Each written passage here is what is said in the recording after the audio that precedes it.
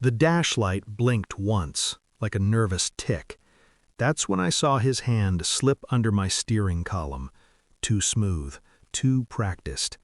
He smiled at me after, the same smile he wore when he lied as a boy. I didn't move. I didn't breathe.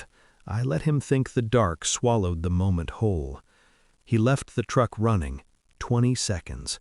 Enough time for me to reach under, feel the taped edge, the unnatural weight. An envelope. Thick. Wrong. I shut the engine off and listened to the ticking metal cool. I moved it to his glove box like it had always belonged there. 23 minutes later, the OPP arrived.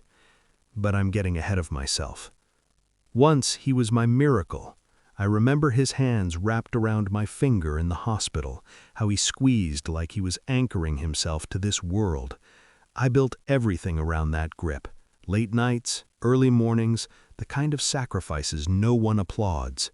I taught him to drive in that truck, taught him how to check oil, how to look a man in the eye, how to tell the truth even when it hurts.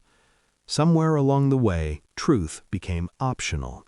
It started small, missed calls, cash withdrawals he couldn't explain, a new impatience in his voice when I asked questions. Not anger, calculation. That's what tipped me. Anger burns hot, calculation stays cold.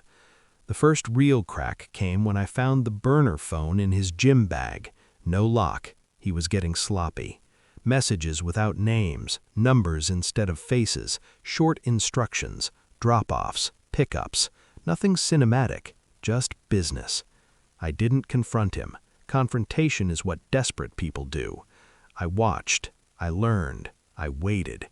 I realized then that betrayal doesn't always come from enemies. Sometimes it grows at your dinner table, eats your food, calls you dad. The night he planted the envelope, I knew what it was without opening it. I'd smelled that scent before on job sites gone bad. Chemical, metallic, final. I also knew what he thought of me. Old, predictable, slow, invisible. That underestimation was my opening. I moved the envelope with hands that didn't shake, placed it in his glove box, tucked behind insurance papers I'd helped him organize. Then I sat on my porch and made a call I never thought I'd make. I didn't lie. I didn't embellish. I just told them where to look and when. When the cruisers pulled in, lights washing the driveway blue and red, he stepped outside like a man inconvenienced, confident. He even looked back at me once, annoyed that I hadn't come to his defense. They asked to search the vehicle. He shrugged. Go ahead. That's when the air changed. The officer opened the glove box slowly, like he already knew. The envelope slid forward, heavy with consequence. My son's face didn't collapse immediately. First came confusion, then disbelief, then the math. He turned toward me. I met his eyes for the first time that night. I saw you, I said calmly before he could speak, under my dashboard. The silence after was surgical. He tried to explain, tried to rearrange the story fast enough to outrun the truth. But truth doesn't run, it waits. They cuffed him gently, almost respectfully. I noticed that. As they walked him past me, he finally understood what had happened.